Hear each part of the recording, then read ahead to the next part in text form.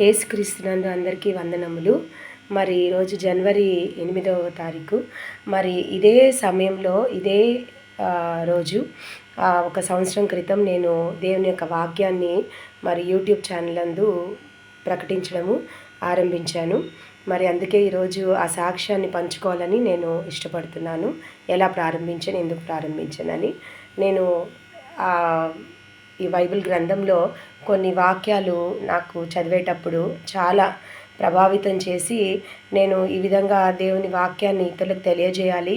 నా జీవితంలో నేను ఏదైతే దేవుని దగ్గర నుంచి పొందుకున్నానో, ఆయన కృప కానీ, దయ కానీ, ప్రేమ కానీ, మరి నా జీవితంలో ఆయన చేసిన సహాయము, మరి ఏ విధంగా నన్ను ముందుకు నడిపించాడు, ఏ విధంగా నన్ను ఆదరించాడు, నా కష్ట సమయాల్లో, నా సుఖ దుఃఖాల్లో, బాధల్లో, నా సంతోష సమయాలన్నింటిలో ఆయన వెనువెంట ఉండి ఏ విధంగా ఆయన ప్రేమను పంచాడు, అది ఇతరులకు తెలియజేయాలి. మరి ఎవరైతే అటువంటి సమస్యలో, ఏ కష్టంలో, ఏ బాధలో, మరి ఏ ఇబ్బందుల్లో, ఎటువంటి కన్ఫ్యూజన్స్లో ఉండారో వాళ్ళకి ఎటువంటి వాక్యం అవసరము, ఆత్మీయ జీవితాన్ని ఏ విధంగా కట్టుకోవడానికి ఎటువంటి వాక్యం వాళ్ళకి అవసరమో అయితే అందజేయాలని నాకు ఆశ అయితే ఎంతో ఉండింది. మరి కానీ దాన్ని ఏ విధంగా తెలియజేయాలి, ఏ విధంగా ముందుకెళ్ళాలి తెలియని పరిస్థితుల్లో నేను ఉన్నాను. మార్కు సువార్త 16వ అధ్యాయం 15వ వచనము, మరియు మీరు సర్వలోకమునకు వెళ్ళి సర్వ సృష్టికి సువార్తను ప్రకటించుడి. యూదా పత్రిక 1వ అధ్యాయం 22వ వచనము, సందేహపడు వారి మీద కనికరము చూపుడి, అగ్నిలో నుండి లాగినట్లు కొందరిని రక్షించుడి. ఈ వాక్యాలు నాకు చాలా ఇష్టము, చాలా ప్రభావితం చేశాయి.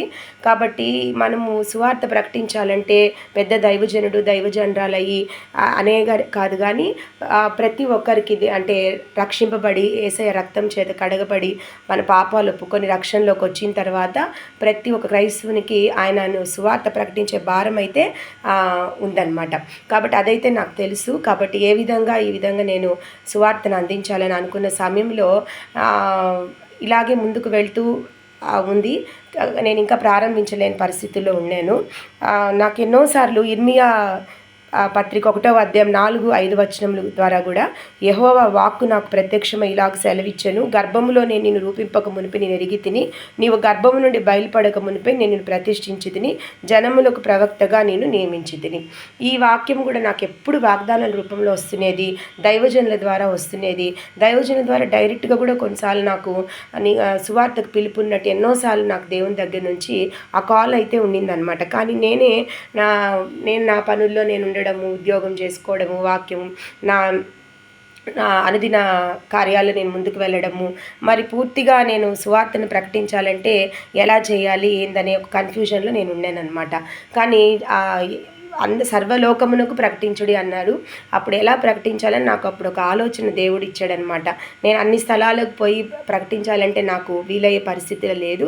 కానీ ఇప్పుడు సోషల్ మీడియా ఉంది కాబట్టి దాని ద్వారా మనము ఒక్కసారి వాక్యం చెప్తే ఒక స్థలంలో ఉండి నేను కానీ సువార్తను ప్రకటిస్తే ఎంతోమంది దాంట్లో చూస్తారనమాట. ఆ జ్ఞానం దేవుడు నాకు, ఆ తెలివి, ఆ మాట ద్వారా నాతో మాట్లాడాడు గట్టిగా.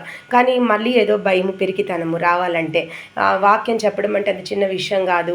చాలా చక్కగా దాన్ని చెప్పాలి. మనం అనుభవించిన తర్వాత చెప్తేనే వాక్యం బాగుంటుంది.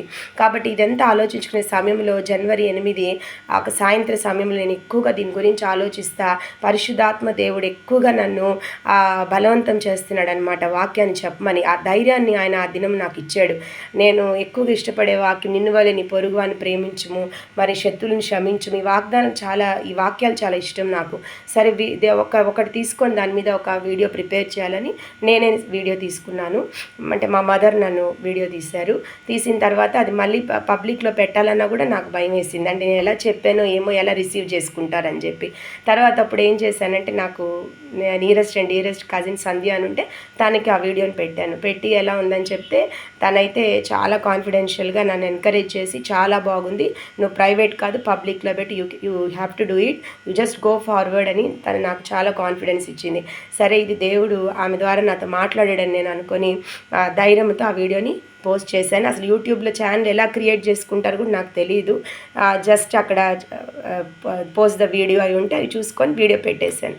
ఇంకా అక్కడి నుంచి పరిశుద్ధాత్మ దేవుడు నాతో ఎలా మాట్లాడుతూ వచ్చాడంటే, ఏ రోజు నన్ను ఆయన కామ్గా ఉండనివ్వలేదనమాట. ఈరోజు ఇది చెప్పు, అది చెప్పు, ఇది చెప్పు అని రోజుకొక టాపిక్ నాకు రావడం. నేనేదో ఒక 5 నిమిషాలు ప్రిపేర్ అయ్యి కూర్చుంటే అది అరగంట పైన అయిపోతుంది ఆ మెసేజ్. అలాగే తర్వాత సిలువు మీద యేసయ్య పలికిన 7 మాటలు దాని మీద మాట్లాడమని నాకు ఒక నడిపింపు వచ్చింది.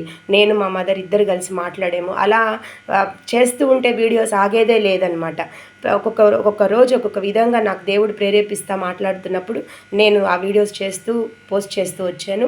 తర్వాత నా జీవితంలో నేను ఏదేదైతే ఎక్స్పీరియన్స్ అయ్యాను, ఏదైతే అనుభవించిన దేవుని ప్రేమను, ఏ ఏరియాస్లో నేను ఆయన ఒక వాక్యాన్ని రిసీవ్ చేసుకొని నేను ఎటువంటి మెయిల్ పొందుకున్నానో, నేను ఏ విధంగా వెళ్ళాను, అవన్నీ కూడా వాటిని నేను వీడియోస్గా చేశాను. కాబట్టి నేను చేసిన ప్రతి వీడియో నేను లైఫ్లో ఎక్స్పీరియన్స్ అయిన తర్వాత నాకు వచ్చిన దేవుని దగ్గర నుంచి వచ్చిన ఆ రిజల్ట్ నుంచి నేను ఆ వీడియో చేశాను అనమాట. అంటే ఆ వాక్యాలు నేను గైకొనటం వల్ల నాకు వచ్చిన ఆ ప్రతిఫలమును ఆధారం చేసుకొని నేను వీడియోస్ చేశాను. ఆషామాషిగా చేసిన వీడియోస్ అయితే కాదవి.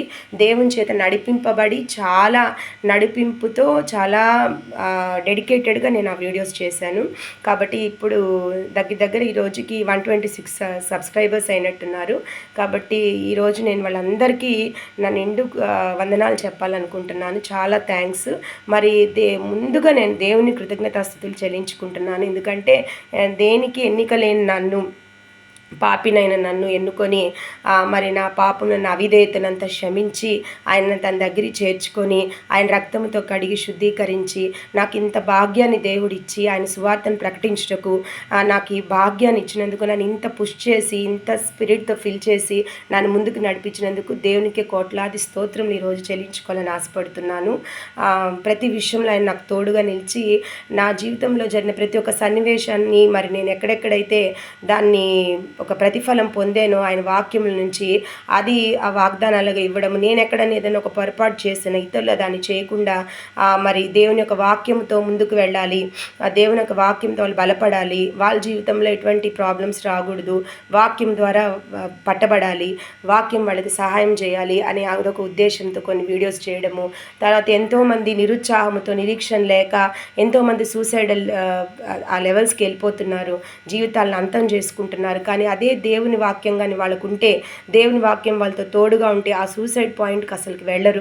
ఎందుకంటే దేవుని యొక్క వాక్యం అంత ఓదార్పిస్తుంది, అంత జీవితం మీద మనకు ఆశ కలిగిస్తుంది, బ్రతకాలనిపిస్తుంది, మరి ముందుకు వెళ్ళాలని కూడా అనిపిస్తుంది, అంత కాన్ఫిడెన్స్ లెవెల్స్ని పెంచుతుంది, అంత ధైర్యాన్ని ఇస్తుంది. అంతకన్నా ముందు యేసయ్య రక్తం చేత మనం కడగబడి పాపములను ఒప్పుకొని రక్షణ పొందినప్పుడు నిత్య నరకాగ్నిలోకి మన ఆత్మ వెళ్ళి నశించిపోకుండా ఆయన రక్తముతో, ఆయన పరిశుద్ధ రక్తముతో మనకి రక్షణ అనుభవం ఇచ్చి ఆ నిత్య నరకాగ్ని నుంచి తప్పించి మరి నిత్య జీవ కిరీటం అనే అనేక బహుమానాలు మన నుంచి ఆత్మ వేరుపారిన తర్వాత పొందే భాగ్యంని దేవుడిస్తాడనమాట. కాబట్టి ఇవన్నీ కూడా దేవుని వాక్యంలో ఉన్నాయి. ఇవన్నీ నేను ఆలోచించి ఇది చేశాను. ఇప్పటి వరకు ఎవరెవరైతే నా వీడియోస్ చూశారో, ఎవరెవరైతే సబ్స్క్రైబ్ చేసుకున్నారో అందరికీ చాలా థ్యాంక్స్. నిజంగా మీ అందరినీ నా ప్రేయర్స్లో పెడుతున్నాను. ప్రతి ఒక్కరూ చూస్తున్నారు చాలా వరకు. అందరికీ థ్యాంక్స్. ఇంకా ప్రేయర్ సపోర్ట్ ఇవ్వండి, ఇంకా ప్రేయర్ చేయండి, ఇంకా కొత్త వీడియోస్ దేవుడు నన్ను ఏ విధంగా ప్రేరేపిస్తాడో, ఏ మూడ్లో ఆయన మాట్లాడతాడో, ఏ విధంగా నన్ను ముందుకు నడిపిస్తాడో అవి ఇంకా కొన్ని వీడియోస్ చేసి ఎవరెవరైతే నిరీక్షణ లేకుండా, ఏ కష్టంలో, ఏ సమస్యలు ఉండరు, ఎవరికి ఏ వాక్యం అవసరమో, ఏ ఆత్మీయ ఆహారం, ఏ మన్నా అవసరమో అది నేను దేవుడు నా ద్వారా అందించగలిగేటట్టు, మరి ఆయన నోటి బూరగా నన్ను వాడుకునేటట్టు నా గురించి ప్రార్థన చేయమని కూడా నేను ఆశపడుతున్నాను. నా సబ్స్క్రైబర్స్కి, వ్యూవర్స్కి నేను ఈ విధంగానే ఇంకా ఎన్నో వీడియోస్ చేసి ఆయన మహిమార్థం, ఆయన సాక్షార్థంగా జీవించాలని నేను నా కుటుంబం ఆశపడుతున్నాము. మరి ఇన్ని రోజులు ఈ వీడియోస్ అన్నీ చేయడానికి నాకు శక్తి, జ్ఞానము, దైవిక జ్ఞానము, తెలివి అన్నీ ఇచ్చి ముందుకు నడిపించి నాకు అన్ని సదుపాయాలు ఇచ్చి నన్ను ముందుకు నడిపించిన దేవునికి, ఆయన ప్రోత్సాహానికి కోట్లాది స్తోత్రములు. మరి అన్ని వీడియోస్ని చూస్తూ వ్యూవర్స్గా ఉంటూ, సబ్స్క్రైబర్స్గా ఉంటూ నన్ను ఎంకరేజ్ చేసి ముందుకు నడిపించినందుకు మీకు అందరికీ కూడా థ్యాంక్స్. ఇలాగే ప్రేయర్ సపోర్ట్ ఇవ్వమని ప్రార్థిస్తున్నాను. కాబట్టి మీరు కూడా యాజ్ అ క్రిస్టియన్ ప్రతి ఒక్కరు కూడా దేవుని ప్రేమను పొందిన తర్వాత అక్కడితో ఆపేయకుండా ఇతరులకు మన ప్రేమను తెలియజేసి సువార్తను ప్రకటించి అనేక మందిని అగ్నిలోంచి లాగినట్టు నరకంలో వాళ్ళ ఆత్మలు నశించిపోకుండా రక్షించవలసిన అవసరం అయితే ప్రతి ఒక్క క్రైస్తవుని మీద భారం ఉందని నేను తెలియజేసుకోవడానికి ఇష్టపడుతున్నాను. Praise the lord.